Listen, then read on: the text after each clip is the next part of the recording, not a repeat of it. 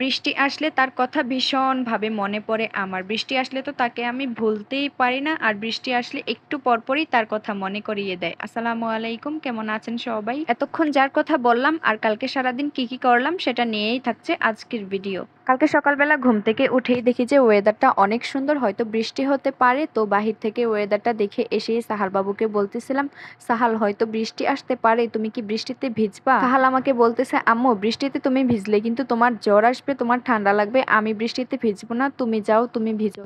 পরে আমি বললাম, তুমি না গেলে আমিও যাব না, বৃষ্টিতে তো আসলে ভিজবো না, একটু দুষ্টামি করলাম আর কি ওর সাথে। তো আমি দেখতে দেখতে দেখলাম যে অনেক বৃষ্টি পড়তেছে। সাহাল বাবুর সাথে কথা বলতে বলতেই দেখলাম যে বৃষ্টি এসেও পড়ছে।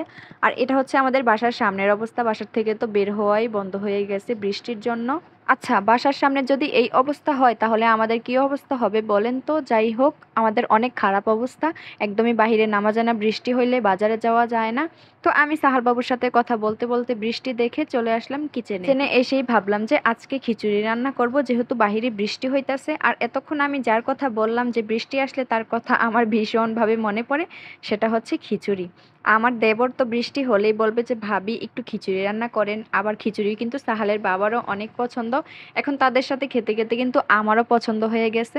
তো আমি আকাশটা যখনই দেখি একটু মেঘলা মেঘলা অবস্থা, তখনই তাদেরকে জিজ্ঞাসা করি যে তোমাদের জন্য কি খিচুড়ি রান্না করা লাগবে নাকি? আর তাদেরকে কিন্তু বলা মাত্রই তারা রাজি হয়ে যায়, বলে যে হ্যাঁ যাও খিচুড়ি রান্না করো। এখন থেকে আমিও সবসময় রেডি থাকি বৃষ্টি আসলে খিচুড়ি রান্না করার জন্য। মানে খিচুড়িটা আমাদের সবার অনেক পছন্দ, বৃষ্টি হলে আমাদের খিচুড়ি ছাড়া একদমই চলে না। আর এটা হচ্ছে আমার হাতের হোমমেড হেয়ার অয়েল। এই তো আমি হেয়ার অয়েলটা দিয়ে বসে আছি, একটু পরেই যাব গোসল করতে। তো আমার কিন্তু কথা বলতে বলতে রান্নাটা শেষ হয়ে গেল। মাংস রান্না করেছি, মুরগির মাংস আলু দিয়ে, আর খিচুড়ি রান্না করেছি। আমার যখন রান্না বান্না শেষ আমি গোসল করতে যাব, তখনই শুনলাম যে মেহমান আসবে। তো মেহমানের জন্য একটু গরুর মাংস রান্না করে নিব, আলু দিয়ে পাতলা ঝোল করব গরুর মাংসের। আর আমার হাতের এইভাবে গরুর মাংসটা কিন্তু আমাদের ঘরের সবাই অনেক বেশি পছন্দ করে, আলহামদুলিল্লাহ। এই তো গরুর মাংসটাতে কিন্তু আমি সব ধরনের মশলাই দিয়ে দিলাম, তারপর পেঁয়াজটাকে একটু ভেজে বেরেস্তা করে তেলটা সহ গরমে দিয়ে দিলাম। তো বলতে বলতে কিন্তু আমার গরুর মাংসটাও হয়ে গেছে, মাশাল্লাহ কালারটা অনেক সুন্দর হয়েছে। তো রান্নাবান্না শেষ করেই আমি খিচুড়ি খেতে বসলাম। সেই 9:30টায় কিচেনে গেছি আর 3টা বাজে বের হয়ে আসছি। আসলে মেয়েদের জীবনটাই আমাদের এমন, তাই না? খাওয়া দাওয়া সব কিছুই চলে যায় যখন কিচেনে থাকি, কাজ করি। তো যাই হোক, কালকে বৃষ্টির দিনে খিচুড়ি, মুরগির মাংস, গরুর মাংস, তারপরে সালাদও ছিল। তো সবকিছু মিলিয়ে দিনটা কিন্তু অনেক ভালো গেছে, আলহামদুলিল্লাহ।